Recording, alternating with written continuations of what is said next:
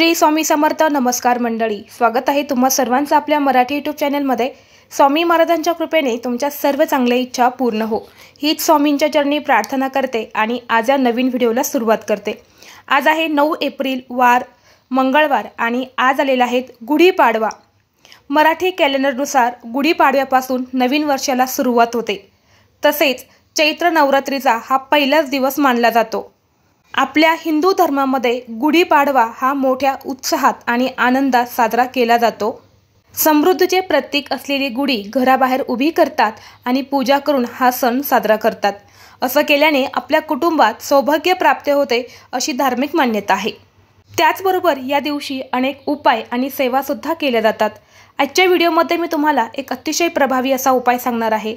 संध्याकाळी आपल्याला अशा ठिकाणी एक दिवा लावायचा आहे. हा दिवा लावल्याने 7 पिढ्यांचं दारिद्र्य हे नष्ट होईल. साक्षात माता लक्ष्मी ही आपल्यावरती प्रसन्न होईल. जीवनातील सर्व अडचणी दूर होऊन वर्षभर आपल्या घराची, मुलांची, पतीची अगदी भरभरून प्रगती होईल. असा हा अतिशय प्रभावी उपाय मी तुम्हाला आज या व्हिडिओमध्ये सांगणार आहे. त्यामुळे तुम्ही व्हिडिओ शेवटपर्यंत नक्की पहा. चॅनलवरती नवीन असाल तर सबस्क्राईब करा आणि असेच माहितीपूर्ण व्हिडिओ पाहण्यासाठी बेल आयकॉनला प्रेस करा. म्हणजे जेव्हा कधी मी नवीन व्हिडिओ अपलोड करेल त्याचं नोटिफिकेशन सर्वात अगोदर तुम्हाला भेटेल आणि तुम्ही एक पण व्हिडिओ मिस करणार नाही. आपल्या संस्कृतीमध्ये दिव्याला विशेष महत्त्व दिलं जातं. दिवा हे तेजाचे, ज्ञानाचे आणि प्रकाशाचे प्रतीक मानले जाते. ज्योतिषशास्त्राप्रमाणे दिव्याला सकारात्मकतेचे प्रतीक आणि दारिद्र्य दूर करण्याचे साधन मानण्यात आलेले आहेत आणि म्हणूनच आपण आपल्या देवघरामध्ये दररोज दिवा हे प्रज्वलित करत असतो. तर आपल्याला आज हा दिवा संध्याकाळी लावायचा आहे. संध्याकाळी जी लक्ष्मी येण्याची वेळ असते त्यावेळेला आपल्याला हा दिवा लावायचा आहे. म्हणजे 6 ते 7:30 जो टाईम आहे या टायमिंगमध्ये आपल्याला हा दिवा प्रज्वलित करायचा आहे.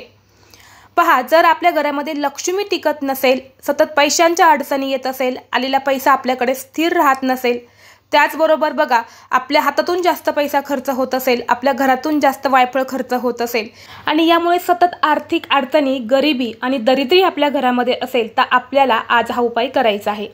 आजच्या दिवशी हा उपाय करायला विशेष महत्त्व दिलं जातं आणि हा उपाय फक्त आपण जेव्हा नवरात्रीचा प्रारंभ होतो, मग ही कोणतीही नवरात्र असो, जी मोठी नवरात्र असते ती आपण नेहमी साजरी करत असतो.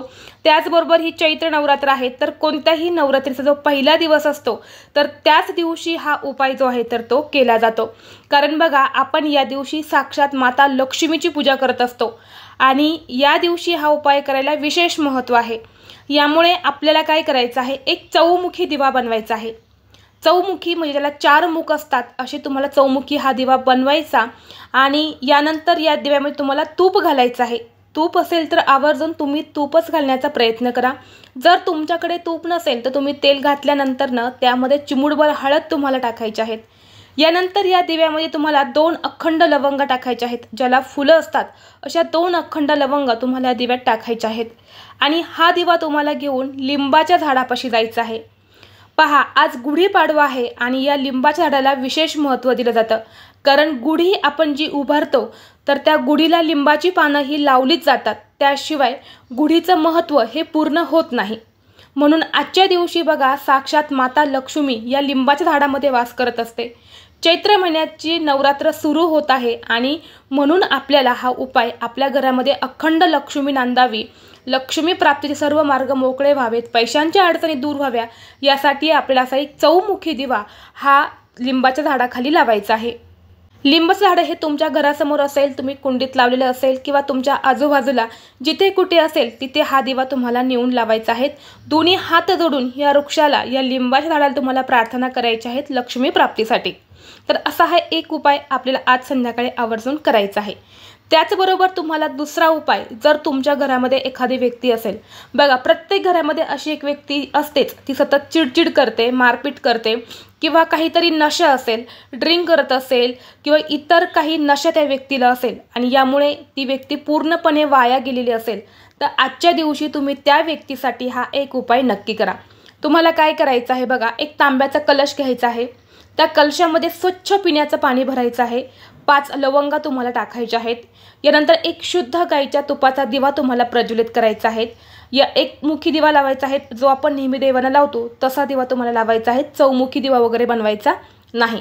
यानंतर हा दिवा तुम्हाला प्रज्वलित करायचा आणि आपल्या देवघरा मध्ये माता लक्ष्मीचा फोटो किंवा मूर्ती असेल तर त्यासमोर हा कलश तुम्हाला ठेवायचा आहे। कलशाखाली तांदळाचा आसन द्या, त्यावरती हा कलश ठेवायचा, शेजारी तुम्हाला हा दिवा लावायचा, दिव्याला सुद्धा तुम्हाला तांदळाचा आसन द्यायचा आहे।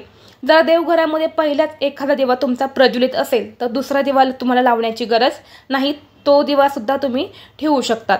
यानंतर त्या कलशाला हळदी कुंकू लावायचा, माता लक्ष्मीला हळदी कुंकू लावायचा आणि ज्या व्यक्तीसाठी तुम्ही हा उपाय करत आहे त्या व्यक्तीसाठी तुम्हाला माता लक्ष्मीकडे प्रार्थना करायची आहे।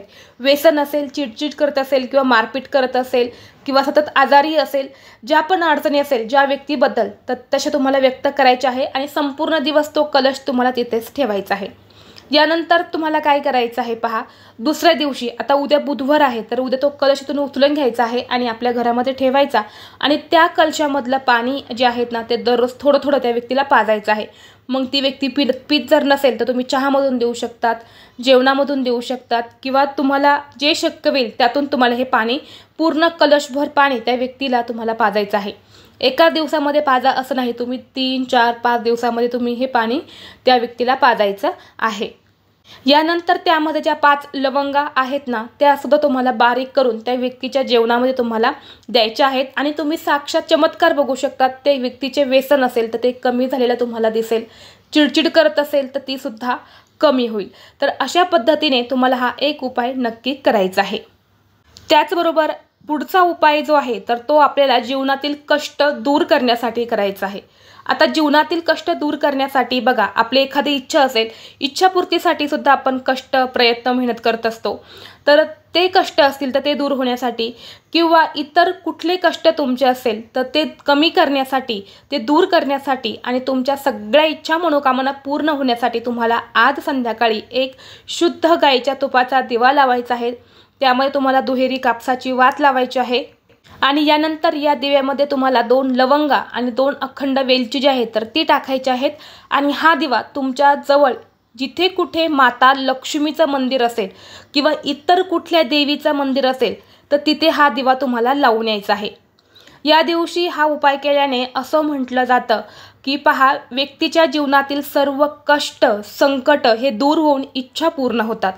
तुम्हाला हे सगळे उपाय जे मी सांगितले तर ते शिवपुराणामध्ये सांगितलेले उपाय आहेत आणि तेच उपाय मी आज तुमच्यासोबत शेअर केलेले आहेत। त्याचबरोबर तुम्हाला आज संध्याकाळी एक शुद्ध गाईच्या तुपाचा दिवा हा तुळशीपाशी सुद्धा लावायचा आहे, कारण तुळशीला सुद्धा माता लक्ष्मीचं प्रतीक मानलं जातं। चैत्र नवरात्रीचा पहिला दिवस आहे, यामुळे असा एक दिवा तुळशीपाशी नक्की लावा। जर तुम्हाला हा व्हिडिओ आवडला तर लाईक करा, चॅनलवरती नवीन असाल तर सबस्क्राईब करा आणि असेच माहितीपूर्ण व्हिडिओ पाहण्यासाठी बेल आयकॉनला प्रेस करा आणि हा व्हिडिओ आपल्या मित्रपरिवारासोबत शेअर करा। चला तर मग भेटू असंच पुढल्या एका नवीन व्हिडिओमध्ये। तोपर्यंत सर्वांना श्री स्वामी समर्थ।